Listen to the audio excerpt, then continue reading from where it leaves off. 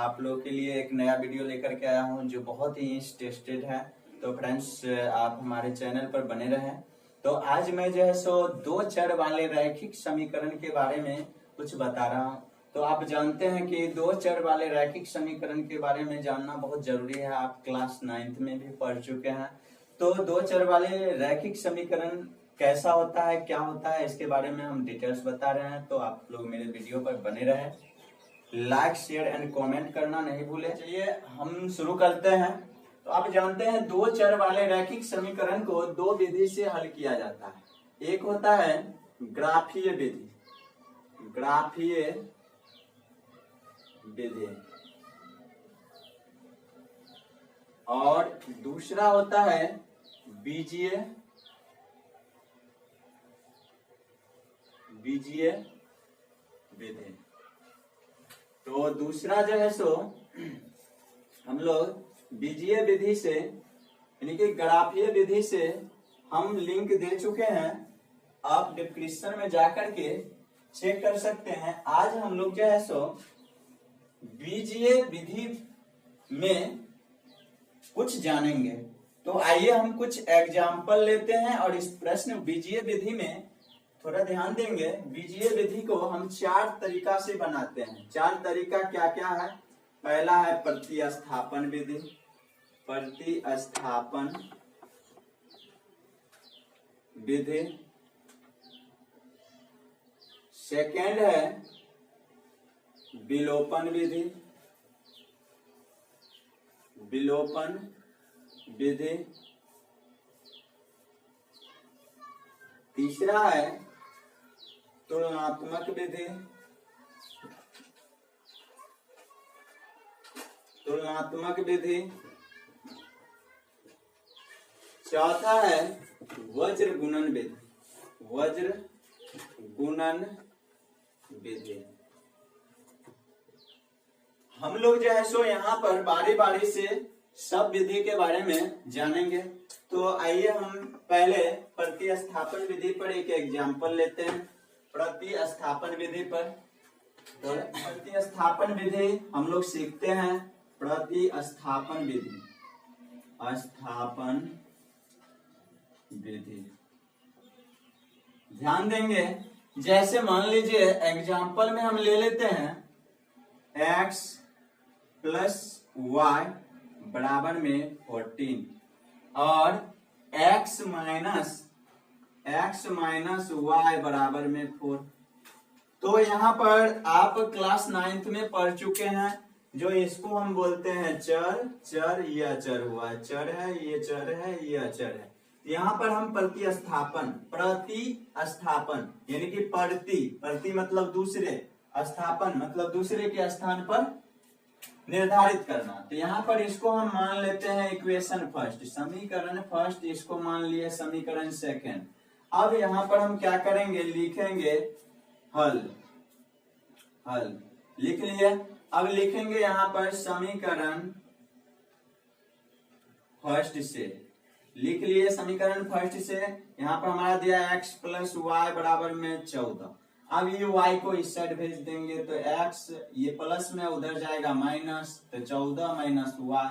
अब ये x अकेला है, इस x का जो वैल्यू है हम समीकरण सेकंड में रखेंगे।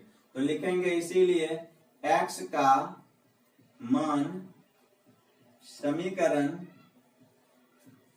सेकंड में रखने पर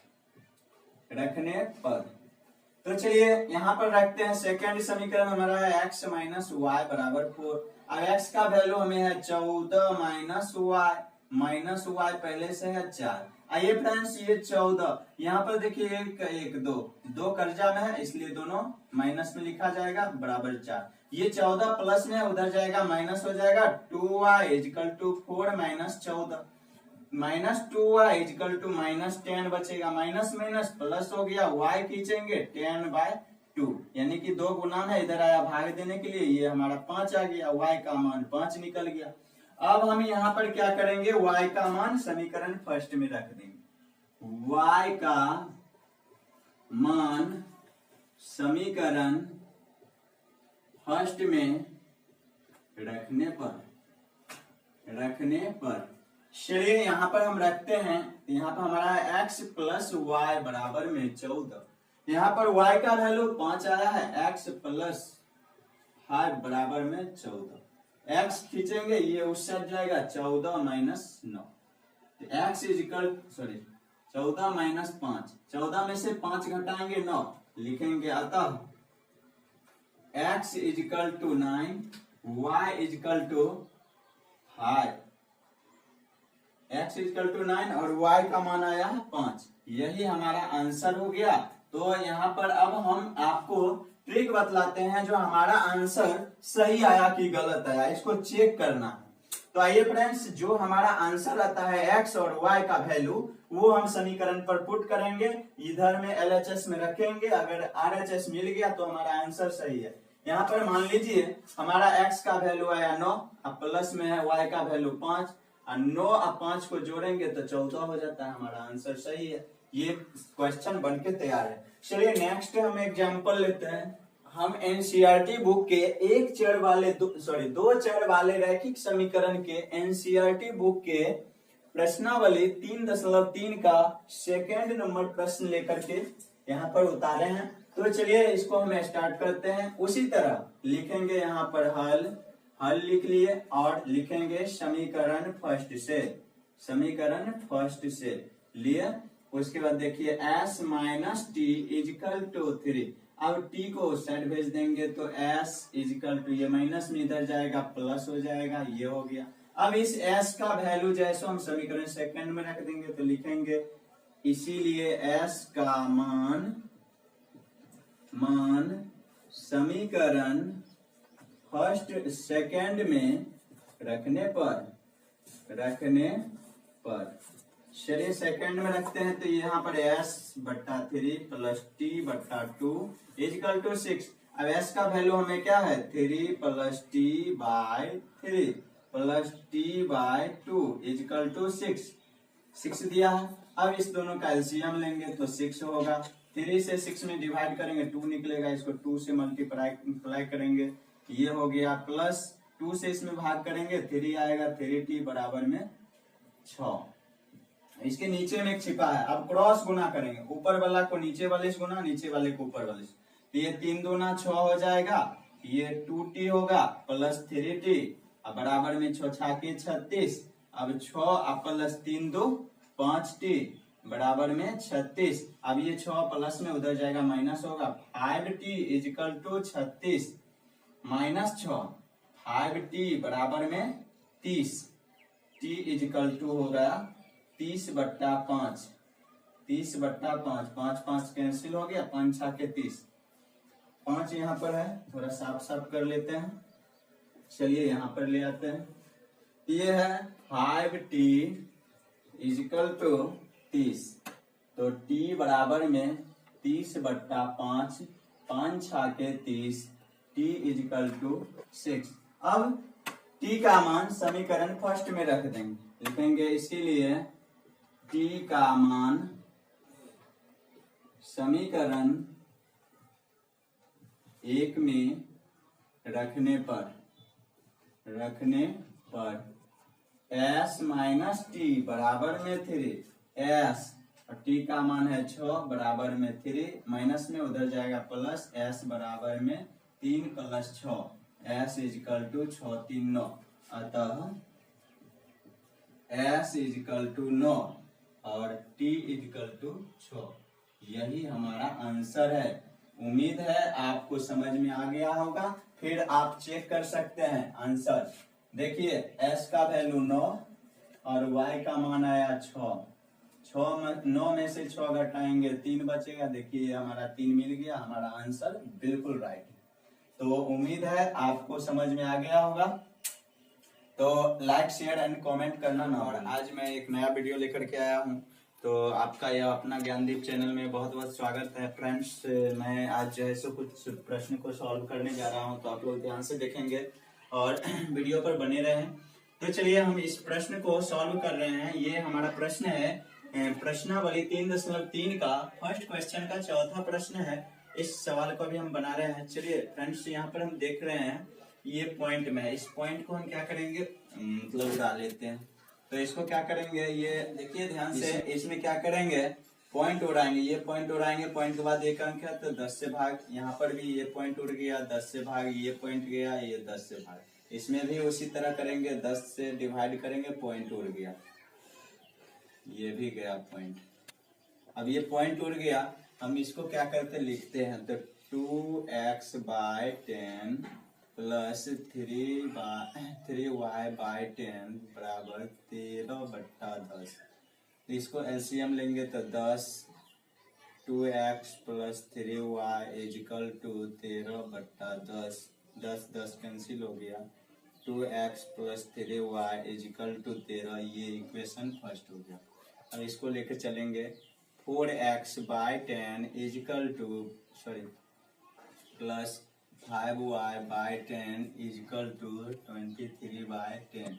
इसका एलसीएम लेंगे 10 होगा, ये हो गया 4x plus 5y is equal to 23/10, 10 cancel हो गया नीचे नीचे, अब बचा 4x प्लस 5y बराबर में 23, इक्वेशन सेकेंड।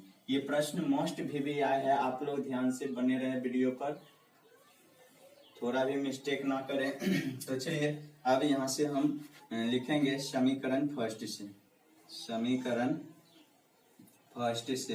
समीकरण फर्स्ट में है 2x plus 3y is equal to 13, 2x खींचेंगे, इसको उधर भेजेंगे, 13 माइनस 3y, x खींचेंगे 13 माइनस 3y बट्टा 2।